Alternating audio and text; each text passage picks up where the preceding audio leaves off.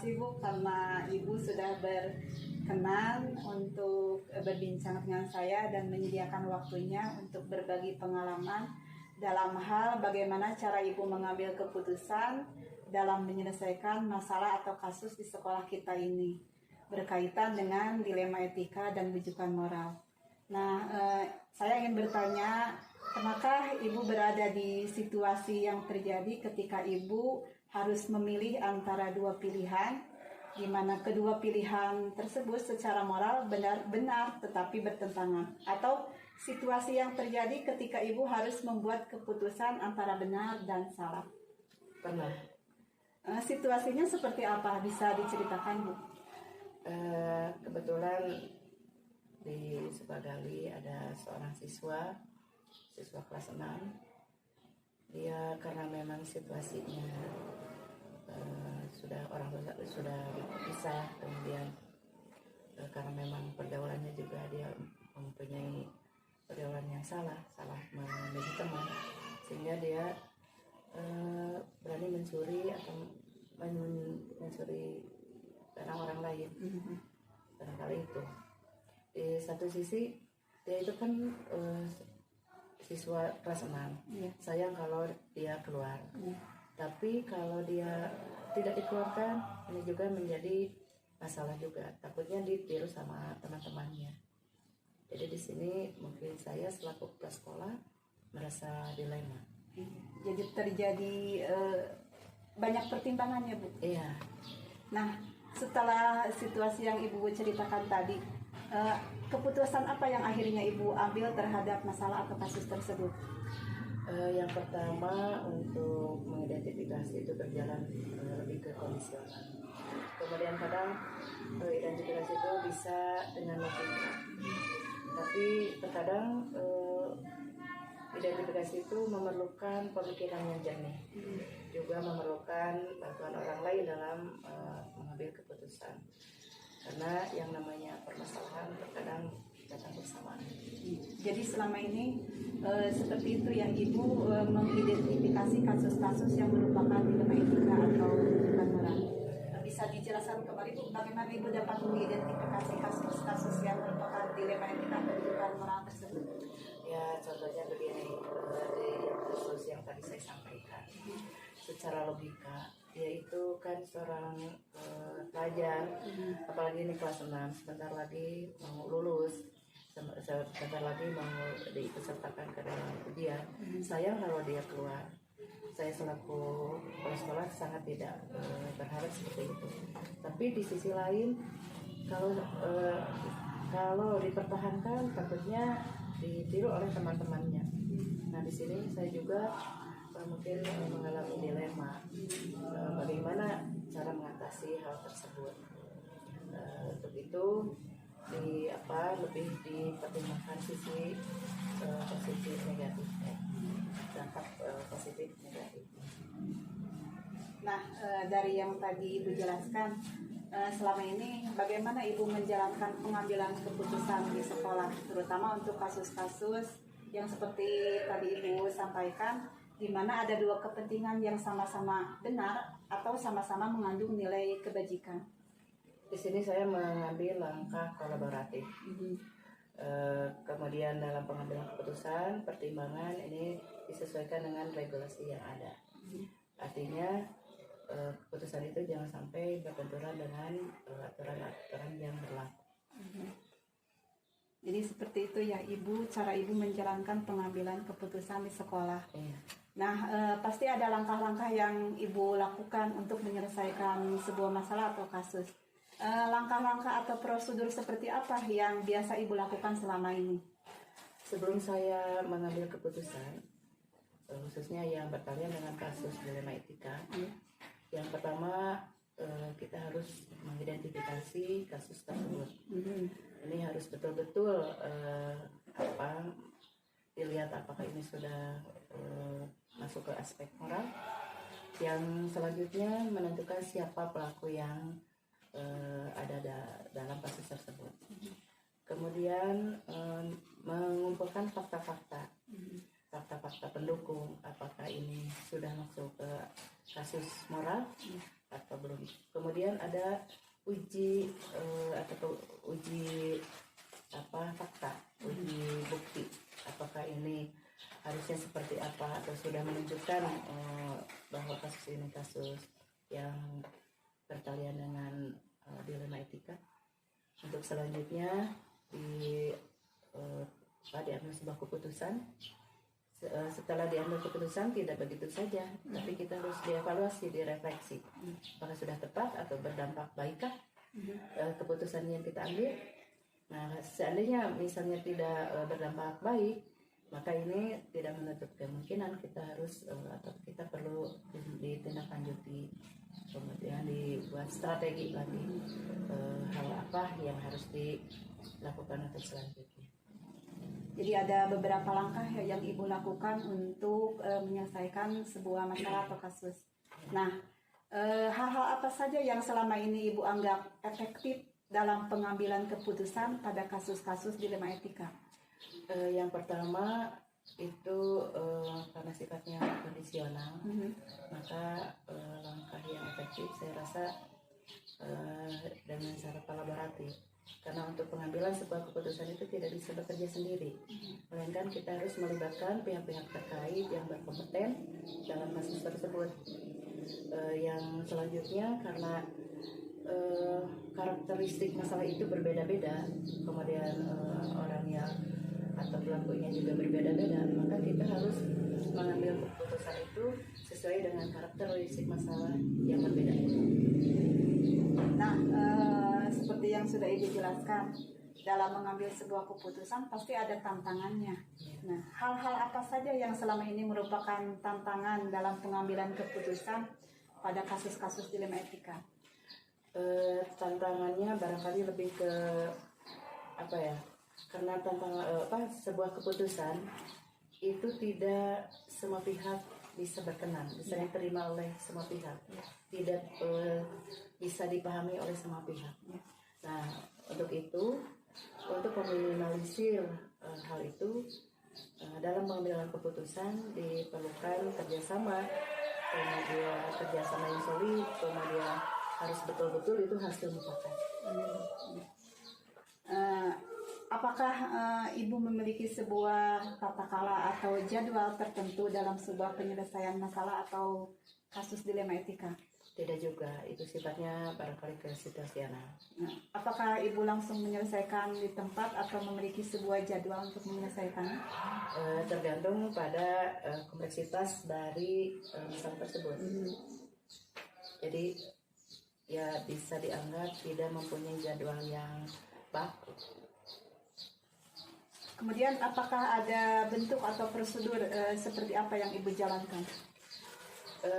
Prosedur yang saya jalankan itu kita harus memilah atau menentukan skala prioritas. Masalah mana yang harus didahulukan, mana yang sifatnya urgen, mana yang bisa ditangguhkan. Jadi itu yang prosedur yang saya tempuh dalam menyelesaikan sebuah kasus dilema etika. Jadi ada pemilihan kasus ya, pemilihan masalah mana yang harus disegerakan atau mana yang bisa disimpan terlebih dahulu ya. Betul.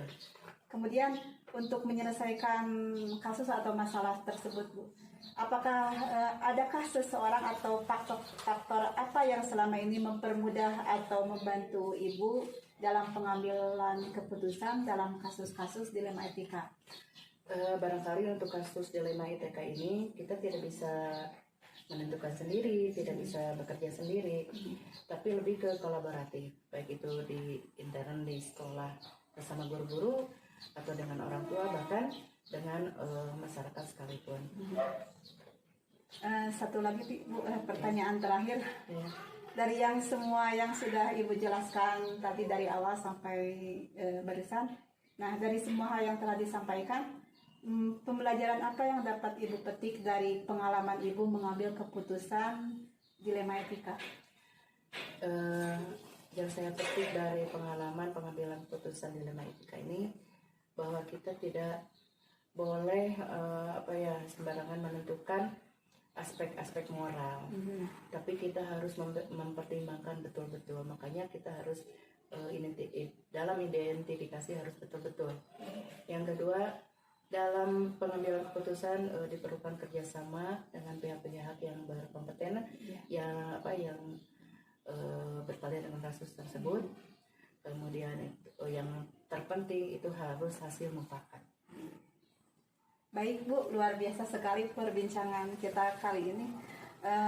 Dari yang sudah Ibu sampaikan, saya dapat menyimpulkan bahwa untuk mengambil sebuah keputusan diperlukan pertimbangan-pertimbangan tertentu. Baik itu dari cara kita mengidentifikasi, kemudian ada langkah-langkah atau prosedur yang kita jalankan untuk mengambil sebuah keputusan. Luar biasa sekali Bu, terima kasih atas waktunya dan terima kasih sudah berbagi pengalaman dengan saya. Sama-sama Bu Dania.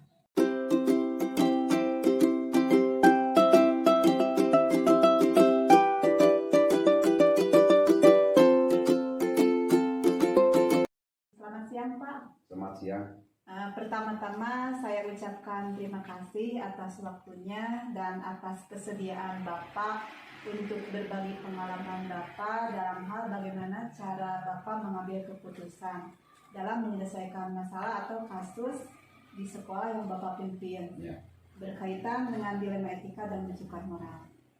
Saya ingin bertanya, pernahkah Bapak berada di situasi yang terjadi ketika Bapak harus memilih antara dua pilihan, di mana kedua pilihan secara moral benar tetapi bertentangan, atau situasi yang terjadi ketika Bapak harus membuat keputusan antara benar dan salah? Untuk yang kasus dilema etika ini di sekolah Bapak pernah terjadi? Situasinya seperti apa? Bisa diceritakan Pak? Situasinya begini, ada siswa, ya kalau di Tungkan ada seorang siswa. Jadi siswa tersebut itu tidak bersekolah atau sering bolos, dan keseringan itu bolosnya itu siswa tersebut jadi di sini di satu sisi merasa kasihan sekolah kepada siswa tersebut, sebab kalau tidak sekolah siswa tersebut masa depannya bagaimana, nanti berarti suram masa depannya. Kalau siswa tersebut tidak dikeluarkan oleh sekolah, jadi contoh kepada siswa yang lain, contoh yang tidak baik. Nah itu dilemanya. Jadi antara perasaan kepala sekolah kepada siswa tersebut dengan seluruh siswa yang ada di sekolah yang saya pimpin. Untuk penyelesaiannya Pak, pasti ada langkah-langkah untuk membuat sebuah keputusan. Nah, selama ini bagaimana Bapak dapat mengidentifikasi kasus-kasus yang merupakan dilema etika atau rujukan moral? Terima kasih pertanyaannya. Ini khususnya di sekolah yang Bapak pimpin. Jadi harus melihat dulu permasalahannya. Bagaimana permasalahan ini timbul? Apakah ini masuk kepada kasus dilema etika atau rujukan moral. Jadi dapat mengidentifikasi masuk atau tidaknya pada dilema etika, dilihat dulu dari permasalahannya yang timbul.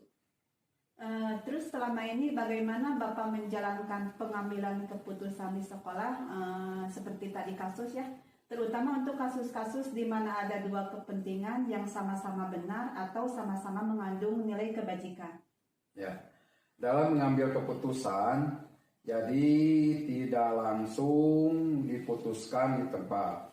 Jadi harus ada tahapan-tahapan atau melalui langkah-langkah, misalnya dengan tukar pendapat atau diskusi pada rapat dengan Dewan Guru.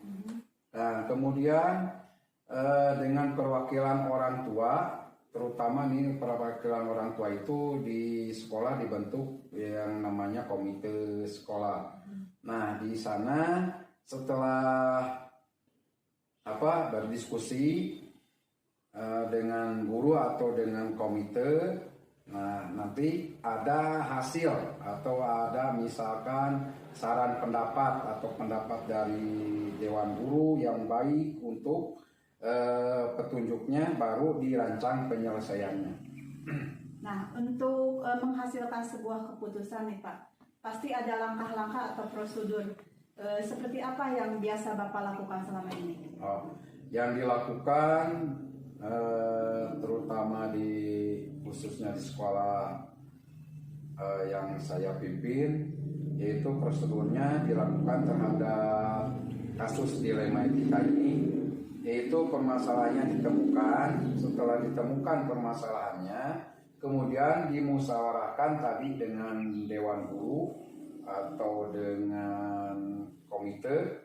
Kemudian sekolah nanti melakukan langkah apa yang paling tepat untuk menyelesaikan kasus atau permasalahan siswa tersebut. Terus hal-hal apa saja yang selama ini Bapak anggap efektif dalam pengambilan keputusan pada kasus-kasus dilema etika seperti tadi?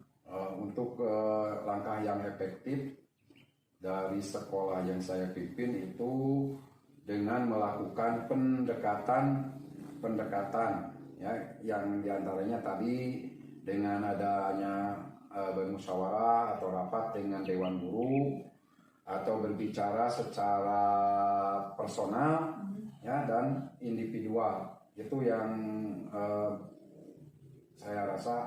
Bapak rasa langkah yang efektif.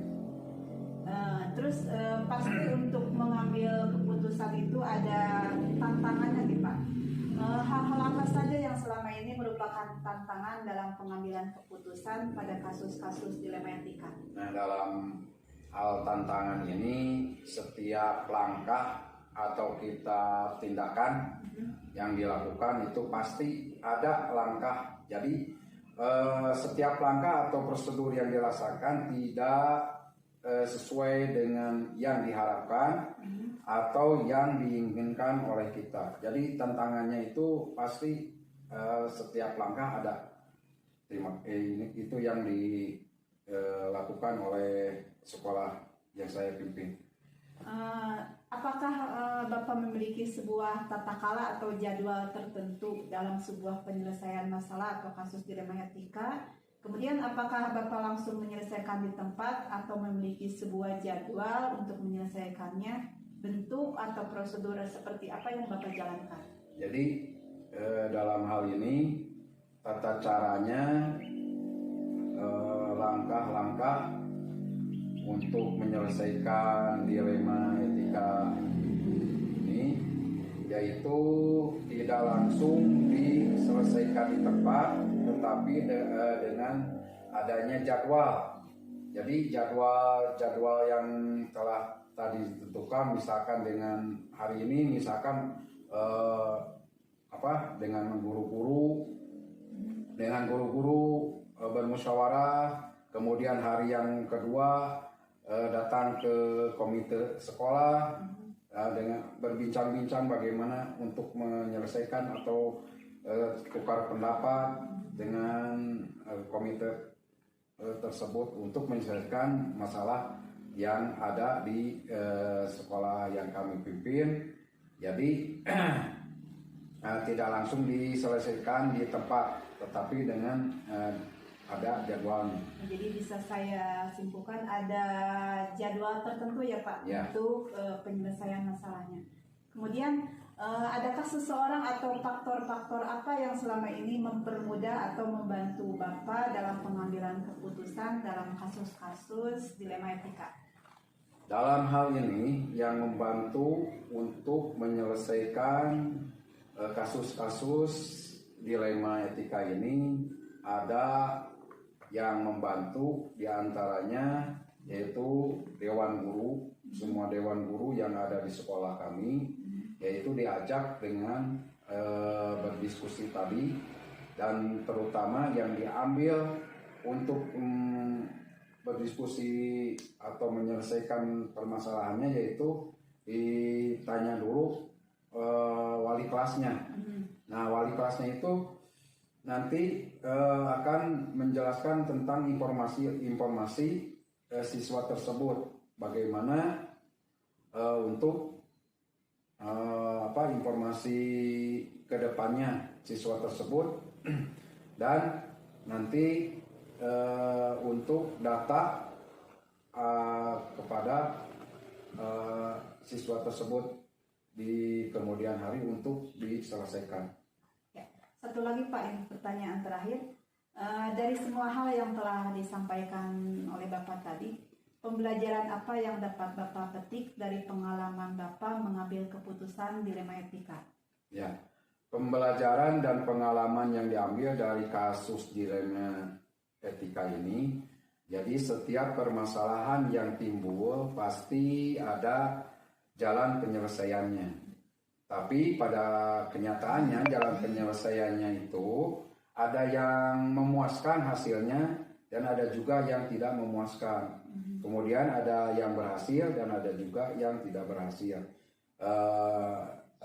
Yang tidak berhasilnya, misalkan kita sudah mengajak sekemampuan dan sekuat kita mengajak kepada siswa tersebut, tapi hasilnya siswa tersebut tidak menerima ajakan kita. Jadi dia tetap tidak mau ke sekolah. Nah, itu yang tidak memuaskannya atau tidak berhasilnya. Tapi apapun hasilnya, kita evaluasi untuk ke depan. Misalkan ada kasus-kasus lagi yang sama ke depan, jadi ada penanganannya dari evaluasi yang telah dilakukan dengan baik dengan Dewan Guru atau dengan perwakilan dari orang tua atau komite. Baik Pak, menarik sekali perbincangan kita hari ini. Dari apa yang Bapak sampaikan barusan, saya dapat simpulkan bahwa untuk mengambil sebuah keputusan diperlukan banyak pertimbangan ya Pak. Iya. Kemudian ada Harus juga pertimbangkan langkah-langkah yang diambil untuk mendapatkan sebuah keputusan yang tepat, baik itu untuk si yang punya masalah ataupun yang menyelesaikan masalahnya. Seperti itu ya Pak. Iya. Baik Pak, terima kasih saya ucapkan untuk kesempatan hari ini. Selamat siang Pak. Selamat siang.